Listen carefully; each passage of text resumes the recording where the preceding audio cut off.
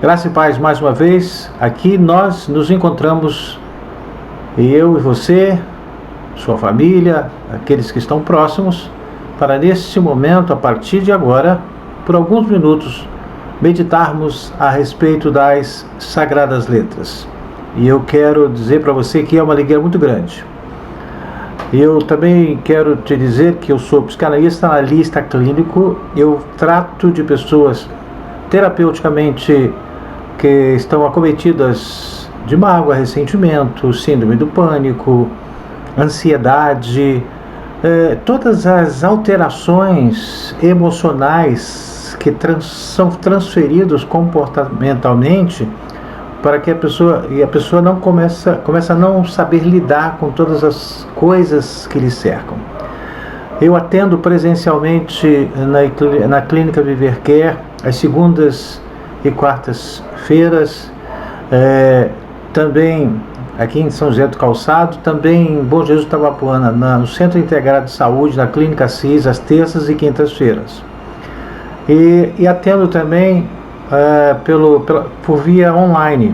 Você também pode me procurar. Através desse canal Mensagens Edificantes, você me encontra para marcar uma consulta também nesse canal, através do Instagram, através do Facebook, através do Telegram e através do WhatsApp.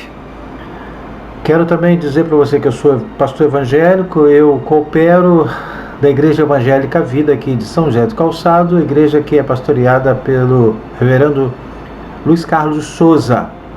Eu quero também te convidar, se você ainda não fez, a inscrever-se no nosso canal Mensagem Edificante e curtir quando você estiver nos assistindo e também fazer o seu comentário daquilo que é a palavra que nós estivermos meditando, o que ela está trazendo ao seu coração. Então eu gostaria de que você ficasse comigo agora para que nós possamos meditar.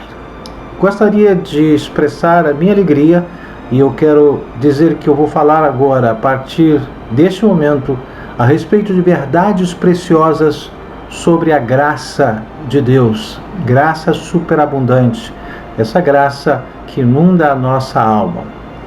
E o texto registrado para menção desta palavra, destas verdades preciosas, está registrado lá na segunda carta de Paulo aos Coríntios, capítulo 12, somente um versículo a princípio, o versículo 9, que diz assim: Então ele me disse, Jesus dizendo para Paulo, a minha graça te basta. Deus dizendo para Paulo, porque o poder se aperfeiçoa na fraqueza, de boa vontade, pois mais me gloriarei nas fraquezas, para que sobre mim repouse o poder de Cristo.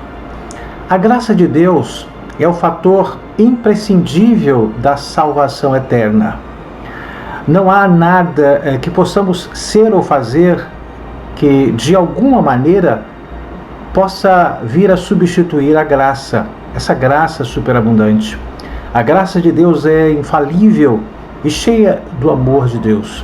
A graça de Deus é mais que suficiente para salvar e restaurar aquele que está perdido das garras do pecado, aquele que está aprisionado, aquele que é prisioneiro, escravizado. Contudo, precisamos conhecer alguns dos seus aspectos para que possamos extrair o melhor desta graça em nosso relacionamento com Deus. Deus se refere à sua graça como o seu revestimento de poder ao homem. A palavra fraqueza significa incapacidade, impotência. Quando ele disse a minha graça lhe basta, quando Deus disse para Paulo, ele estava dizendo sobre o seu revestimento de poder. E essa graça de Deus, que é aperfeiçoada nas situações que estão além da nossa capacidade. O apóstolo Pedro, ele define a graça de Deus da mesma forma que ele assim a teoriza. Diz assim, 2 Pedro capítulo 1, verso 2 e 3, ele diz assim: graça e paz vos sejam multiplicadas no pleno conhecimento de Deus e de Jesus nosso Senhor. Versículo 3: visto como pelo seu divino poder nos têm sido doadas todas as coisas que conduzem à vida e à piedade, pelo conhecimento completo daquele que nos chamou para a sua própria glória e virtude. O poder da graça em seu divino poder, que nos é dada, é tudo que nós necessitamos para a vida e para a piedade.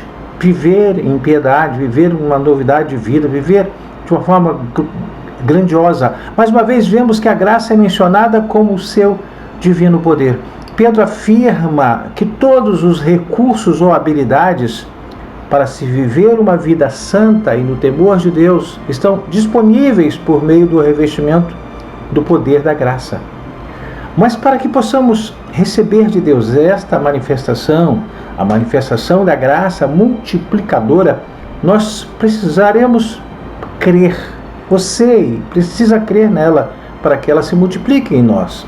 E é por isso que as passagens do Novo Testamento são chamadas a palavra da fé. Romanos capítulo 10, versículo 8, Paulo diz assim: porém, que se diz? A palavra está perto de ti, na tua boca e no teu coração. Isto é, uma palavra da fé que pregamos. Resumindo, se nós não crermos, não temos como alcançar essa graça, porque nós não a receberemos porque não cremos. Um exemplo bíblico disso é o seguinte: Jesus morreu pelos pecados de todo o mundo. Entretanto, somente aqueles que creem nele e na obra da cruz alcançam esta salvação, que é pela graça, é pela fé. Isso aí é um enorme problema. Jamais poderemos crer naquilo que não sabemos. A maioria dos cristãos não sabem que a graça de Deus é o revestimento de poder ou a capacitação dele. Então a maioria está tentando viver uma vida santa na sua própria capacidade. É ele que nos capacita a viver uma vida diferenciada, separada, discernida. Isto muitos cristãos levam à frustração, tem levado muitos cristãos à frustração e à derrota. A nova natureza deles não está capacitada. Em outras palavras, não há gasolina no tanque deles. Aprofundemos um pouco mais nessa análise, recorrendo ao idioma grego. A palavra graça, que é usada com mais frequência no Novo Testamento, é charis. Essa palavra é definida pela concordância exaustiva de Strong como dom, benefício, favor, graça e liberalidade. Graça, favor imerecido. Gálatas capítulo 5, versículo 4 diz assim: de Cristo vos desligaste, vós que procurais justificar-vos na lei, da graça decaístes, ou seja, vocês que procuram ser justificados pela lei, separam-se de Cristo, caíram da graça. E a coisa mais interessante, importante, é viver pela graça. Lei é coisa muito pesada. As pessoas, elas não conseguem cumprir a lei, viver por esta lei. A palavra graça também vem do latim gratia, que significa favor, mercê, estima, benevolência. Sendo assim, graça é uma misericórdia de Deus não apenas revelada, mas dada ao ser humano. O apóstolo Paulo diz que fomos salvos por efeito da manifestação da graça de Deus em Cristo Jesus, e que nós não temos participação nisso, ou seja, não há obra, ato ou qualquer gesto da nossa parte que nos faz merecer a salvação. Ela é uma dádiva. As pessoas às vezes querem fazer muitas obras de caridade buscando a salvação, mas não é por mérito próprio, não é por ação própria, é por Deus, é crendo nele. Efésios capítulo 2, versículo 8 e 9 diz assim: porque pela graça sois salvos mediante a fé, e isso não vem de vós, é dom de Deus. Versículo 9: não de obras para que ninguém se glorie. Não há nada definitivamente que nós podemos fazer ou possamos fazer para merecer a graça de Deus. Saiba que a graça nos é dada mediante o arrependimento sincero, o reconhecimento da morte de Cristo e da sua ressurreição no terceiro dia, como propiciação pelos nossos pecados. Desde a antiguidade, é muito comum que o ser humano acredite que possa, de alguma forma, merecer o favor de Deus, através de penitências, sacrifícios ou promessas. No entanto, nada disso são pavimentados. A graça não é conquistada por mérito. A graça está à disposição como favor, como benevolência. A graça é a manifestação do grande amor de Deus por nós. Nunca por nosso merecimento, porque nós não a merecemos. Fique bem atento para não utilizar a liberdade alcançada, melhor dizendo, para dar ocasião à sua natureza humana. Não transforme a graça de Deus em uma libertinagem. No entanto, também não podemos permitir que se transforme em favor imerecido de Deus em rudimentos da lei. Uma coisa é uma coisa, outra coisa é outra coisa. Alcance o amor de Deus e a sua imensurável, incomparável e superabundante graça de Deus de uma forma pela fé, crendo. O apóstolo João retoma a vida ao lado do Filho de Deus em uma frase tendo como a impressão mais marcante dessa convivência, que é: todos recebemos da sua plenitude graça sobre graça. João capítulo 1, versículo 16, diz assim: porque todos nós recebemos da sua plenitude e graça sobre graça. A convivência com Jesus revela o amor e revela o seu favor. Saiba que Jesus é o agente da graça de Deus. Perto dele, nós não sentiremos a necessidade de ser ou provar nada. A presença de Cristo inspira segurança, nos dá suficiência. Deus não está preocupado se nós somos sábios ou se somos ignorantes, se somos ricos ou se somos pobres. Não há nada nessa terra que consiga impressionar o Senhor, a não ser um espírito arrependido e um coração voltado para Ele. No Salmo 51, versículo 17, diz assim: sacrifícios agradáveis a Deus dão o espírito quebrantado, coração compungido e contrito, não o desprezarás, ó Deus. O Senhor Jesus não possui necessidade de ter, pois tudo é dele. Portanto, ao aproximar-se dele, faça como o apóstolo João, receba uma graça vinda de Deus, da parte de Deus. João diz que todos receberam da sua graça a plenitude e também da sua infinita misericórdia e graça. Jesus é com certeza a pessoa mais impressionante que pisou nesta terra.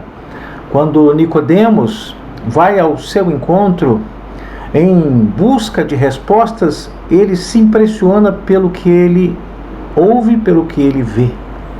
O amor e a graça em Cristo, de forma mais graciosa que o rio encontra o mar.